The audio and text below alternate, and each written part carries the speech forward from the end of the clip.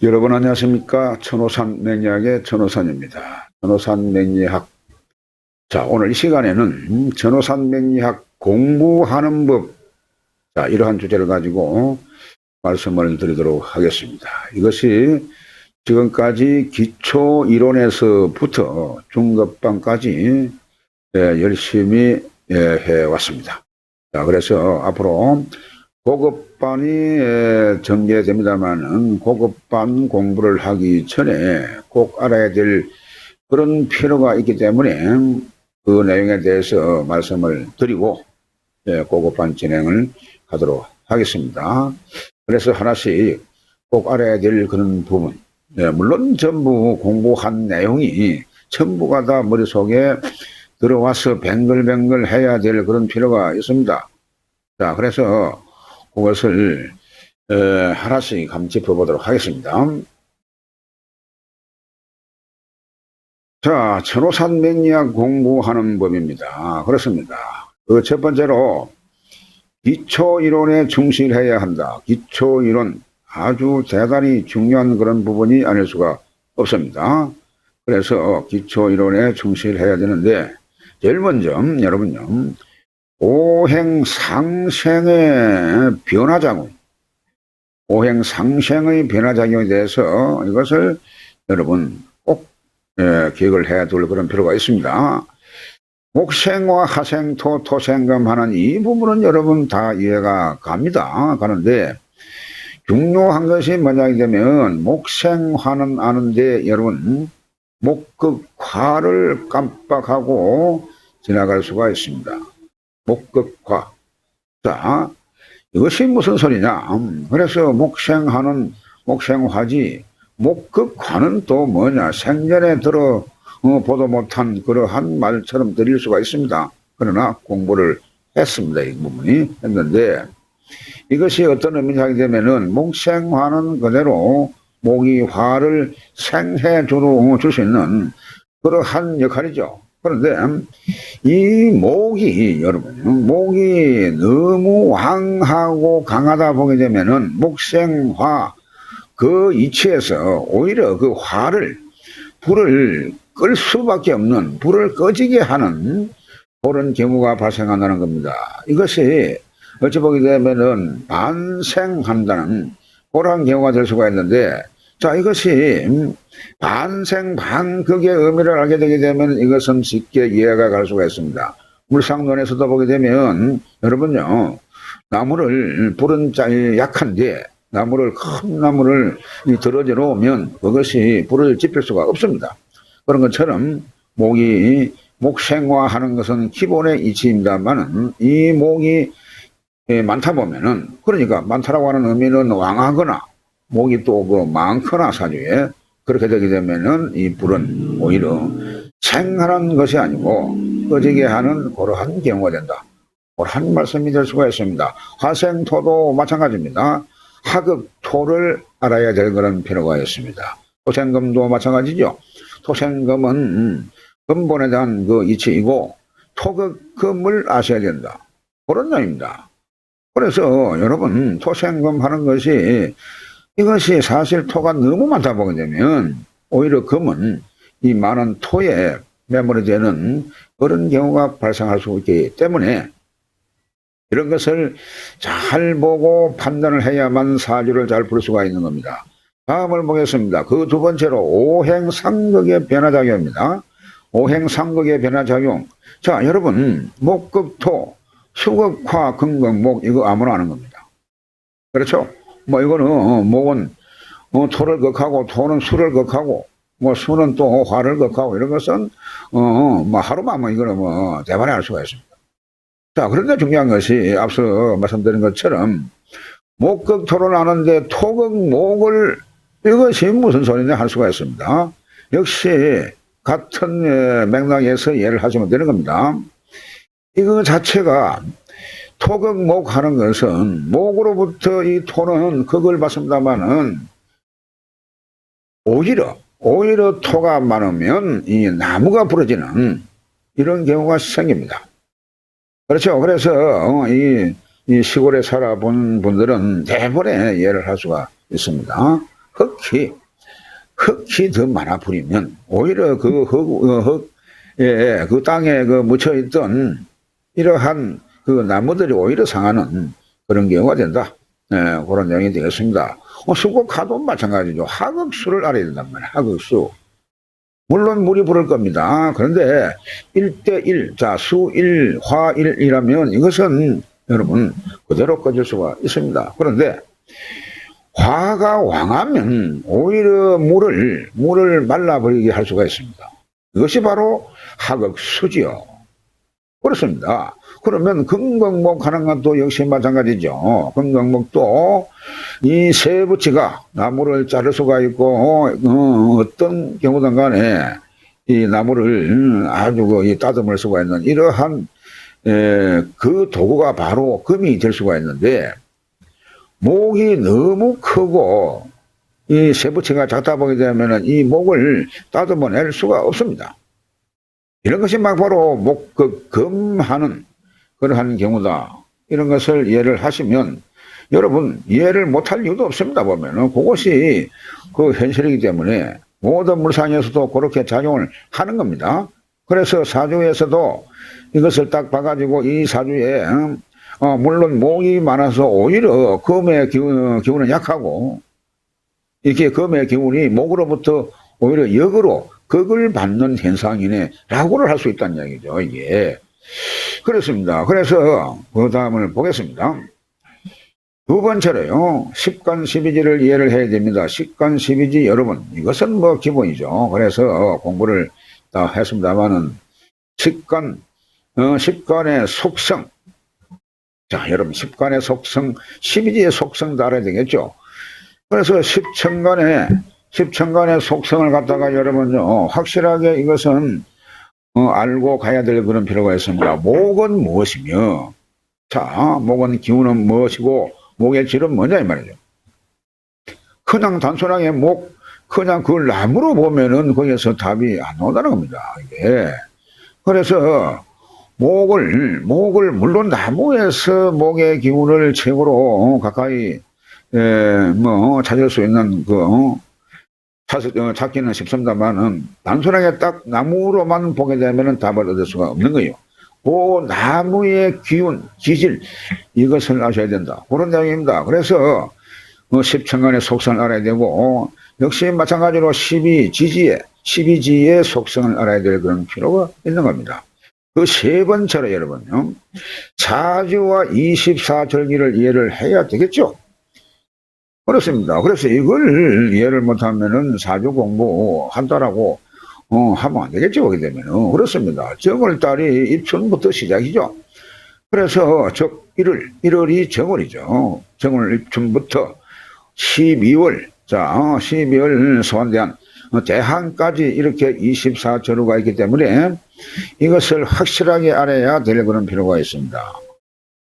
그래야만 그 오행의 깊이, 그 오행의 그 강도를 알 수가 있다. 네, 그 말씀을 드리고 그 네 번째 보겠습니다. 오행의 용사를 알아야 됩니다. 오행의 응용, 자 용사 응용을 익혀야 되는 그런 필요가 있습니다. 이것이 막 바로 여러분 각 계절별로 어떤 오행이 강하게 작용하는가 이것을 말하는 겁니다. 그러니까 봄에는 목의 기운이 강하고 여름에는 병정화의 기운이 강하고 가을에는 갱신금의 기운이 강하고 겨울에는 임계수운이 강하죠. 보면은 그래서 그런 계절을 보고 어떤 경우든 간에 그때에 해당하는 최고로 강하게 작용하는 오행이 뭐냐 이것을 알아야 될 그런 필요가 있죠. 그 세 번째 보겠습니다. 사주 정하는 법을 익힙니다. 사주 정하는 법. 네, 여러분 오행을 익히는 것도 십간 십이지를 익히는 것도 사주를 정하기 위한 그런 목적이 있는 것입니다. 이 법을 보게 되면 제일 먼저 연주 세우는 법. 여러분요 연주 세우는 법 상당히 신경을 써야 될 그런 필요가 있습니다. 반드시 입춘이 드는 시각까지도 이것을 알아야 될 그런 필요가 있죠. 월주 세우는 법. 자 그렇습니다. 이 또한요 절입이 드는 시각까지도 자 2월이면은 음력에 초하루부터 시작되는 것이 아니고 그렇다고 일일부터 하는 것도 아니에요. 보게 되면은 그 저립 시간까지 딱 와야만 비로소 이월이 시작되는 것이고, 이런 것을 다 공부를 했기 때문에 이런 것을 살피고, 그리고 일주 세우는 법, 오늘과 내일, 자, 오늘과 명일의 시간을 확실히 해야 되고, 시주 세우는 법, 앞 시간과 뒤 시간을 확실히 살펴야 될 그런 필요가 있습니다. 그렇습니다. 그래서 여기에서 하나라도 만약에 틀리게 되게 되면은 이것은 사주를 뽑는 경우가 다른 사람의 만약에 틀리게 되면 다른 사람의 사주를 뽑는 경우가 발생하게 되겠습니다.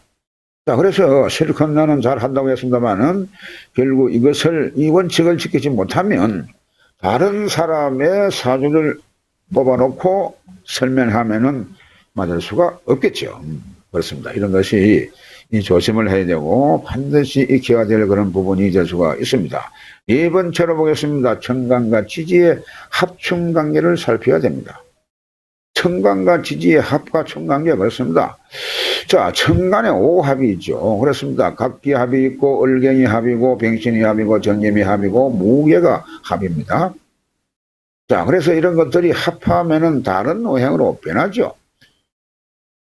각기 토고 을갱금이고 병신 합화 수 정임 합화 목 무게 합화 화 하는 것이 이것이 그대로만 딱 되면 되는데 각기 합화해가지고 토로도 갈 수가 있고 목으로도 갈 수가 있습니다. 이게 을겸 합화하게 되면 이것이 금으로도 갑니다만은 기본이 을목으로도 갈 수가 있는 경우가 생깁니다. 병신 합수도 마찬가지고 정임 합목도 마찬가지고 무게 합화 화가 역시 이게 무게 합화 수로 갈 수 있는 경우도 생긴다는 것. 자, 이걸 분명히 아셔야 되고, 그 두 번째 지지의 합이 있죠. 지지의 합. 이것은 육합, 사합, 방합이 있습니다. 이런 것은 머리에 들어오죠. 이런 거는 자축, 인해, 묘술, 진유, 사션, 오미. 이것이 합을 하게 되면 전체적으로 이것이 자기 기운, 본래의 자는 수기운이기 때문에 수기운이 인해 목에서 목기운이 묘술 합에서 묘목의 기운이 진유합에서 유금의 기운이 그대로 있습니다. 이게 사실은 합을 해가지고 이것이 천간합이 변하듯이 지지가 합을 해가지고 이게 변화하는 것이 아니고 그 기운은 그대로 있대 다른 오행에 힘을 실어주는 이런 경우가 발생하기 때문에 이런 것을 공부를 확실히 해야 될 그런 필요가 있습니다. 그리고 삼합은 해묘미 인호술 사유축 신자진이죠. 그렇습니다. 변화하면서 다른 오행으로 변화한다. 이런 것을 알 필요가 있고 또한 충분히 알고 계시리라 믿습니다. 방합 지지합은 그 다음에 방합이죠. 임묘진 사오미 신유술. 요 신자가 여러분 잘 못했습니다. 요걸 신유술입니다. 해다축 그렇습니다. 이 방합을 알아야 될 필요가 있고.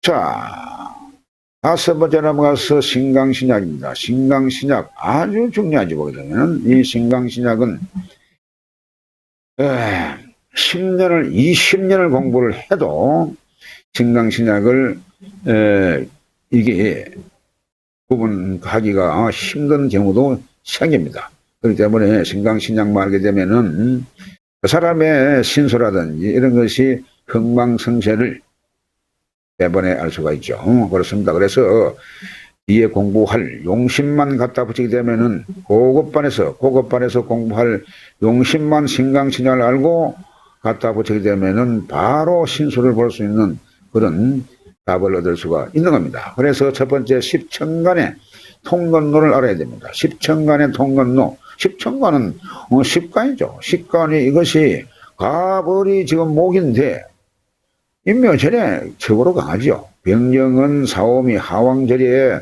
이것이 사오미 월에 강하고 무기토는 진술충미 월에 강하고 경신은 금왕절 가을에 강하고 임계는 해자축 이것이 겨울에 강하죠. 그렇습니다. 그 두 번째로 보겠습니다.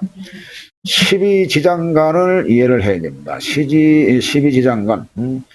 십이지지 안에 천간을 감추고 있다는 사실, 이것을 여러분 한시도 잊어서는 안 되는 겁니다. 가장의 인목을 보면 이 지지에 목인이 하고 끝내버리면 이것은 답을 얻을 수가 없는 겁니다.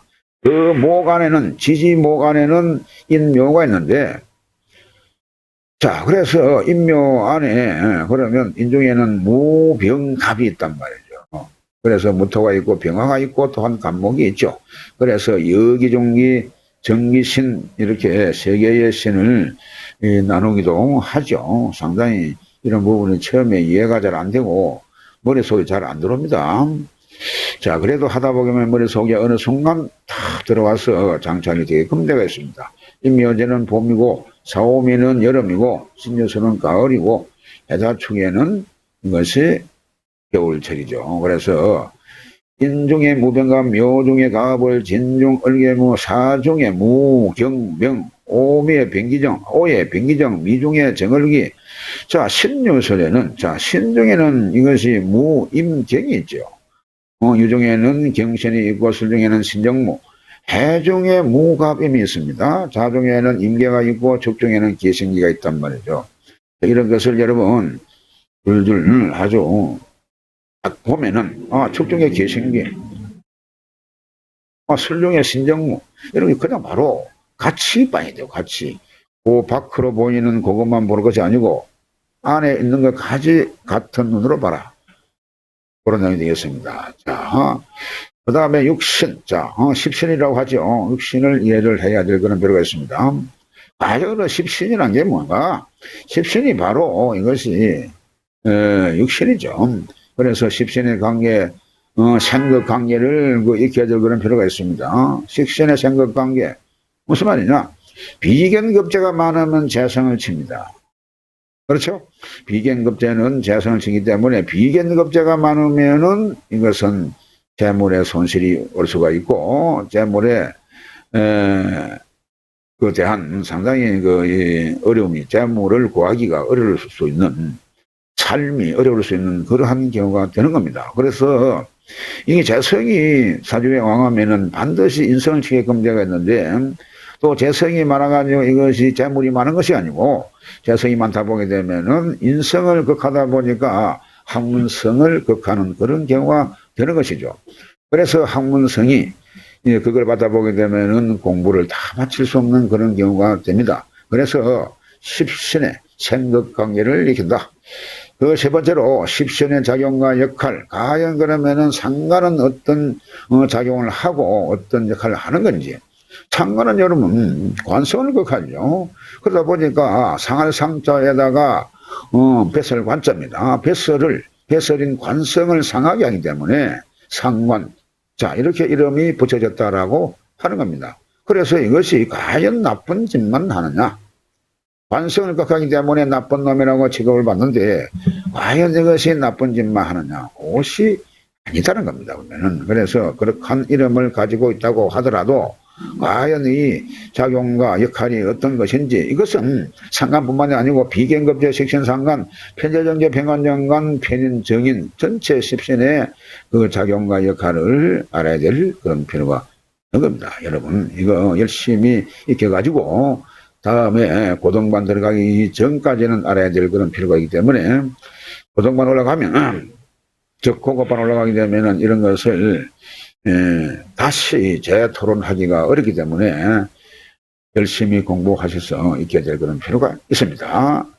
자, 다음 시간에는 여러분 그야말로 명리학의 진술을 배워줄 수 있는 격궁용신, 그렇습니다. 이것이 사실은 명리학의 꽃이죠. 그래서 격궁용신에 대해서 공부를 하도록 하겠습니다. 자, 대단히 수고 많으셨습니다. 다음 시간에 뵙겠습니다.